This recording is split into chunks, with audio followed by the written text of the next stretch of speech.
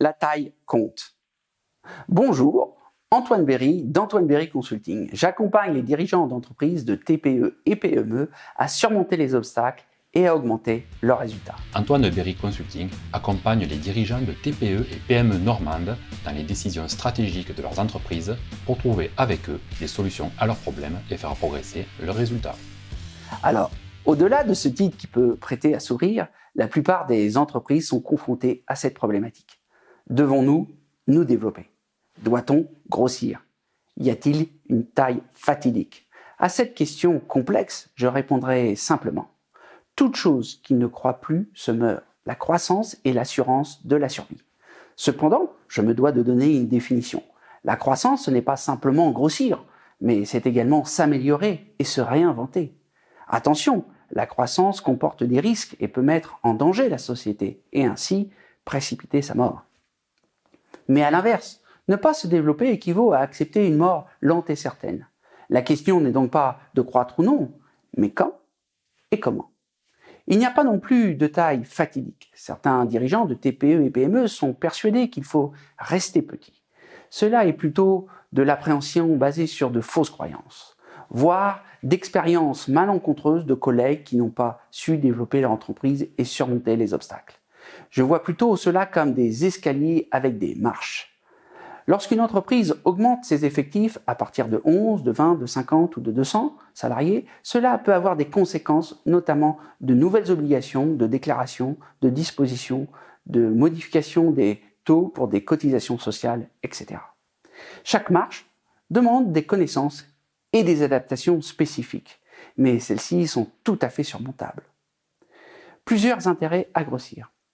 Pour l'organisation de la structure de votre société.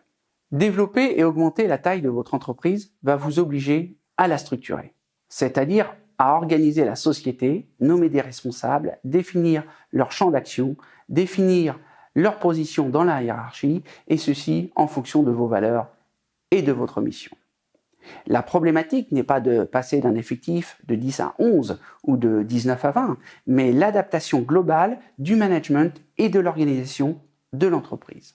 En effet, chaque étape va vous demander une organisation spécifique et plus ou moins complexe. Attention, pendant ces différentes phases, de préserver la singularité de votre entreprise qui a fait son succès et la fidélité de votre clientèle.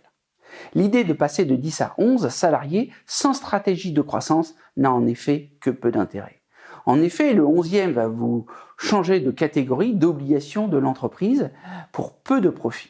Par contre, le 11e salarié vous permet d'avoir une organisation plus complexe pour passer de 11 à 19 salariés. Donc au lieu de faire 10 plus 1, vous pouvez structurer votre entreprise pour mettre une équipe supplémentaire, par exemple plus 4 personnes, puis d'être en position pour envisager la marche suivante, 20-49. Cette augmentation doit donc être considérée dans un ensemble, notamment en termes de coûts fixes et coûts variables, ou encore personnel direct qui rapporte, personnel indirect qui coûte. Non pas que les personnes indirectes ne font rien ou ne rapportent rien, bien au contraire, mais celle-ci ne vous permet pas d'augmenter votre chiffre d'affaires. Il s'agit donc d'un équilibre entre personnes productrices et personnes indirectes. Ceci afin de ne pas détériorer vos ratios de performance. Pour vos clients, ne pas croître, c'est priver vos clients de vos services. Plus vous pouvez servir de clients, plus vous leur rendez service. Pour la motivation de vos salariés, il est satisfaisant pour les salariés d'être dans une entreprise qui progresse et se développe. Cela donne le sentiment d'appartenance et d'être également responsable de son succès. Mais également, cela donne des perspectives d'évolution en termes de poste, de localité, de mission. Pour la notoriété de votre société, plus celle-ci est importante, plus vous êtes connu par un nombre de plus en plus important de personnes. Mais cela veut dire également que vous avez du succès et donc cela facilite l'acquisition de nouveaux clients, mais également facilite le recrutement. Pour la rémunération du dirigeant, pour la rémunération du chef d'entreprise, une étude a démontré le lien étroit entre le nombre d'employés et la rémunération du dirigeant.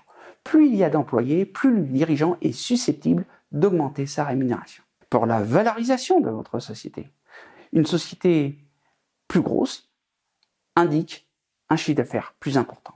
En France, les entreprises de moins de 1 million d'euros trouvent difficilement des acquéreurs, alors que celles de plus d'1 million d'euros trouvent facilement preneurs.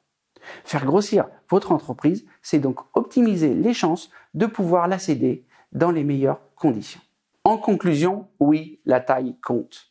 La progression par l'effectif, le chiffre d'affaires, l'amélioration des produits et des prestations est essentielle à la survie de l'entreprise, bien que cela représente à la fois des risques et des opportunités.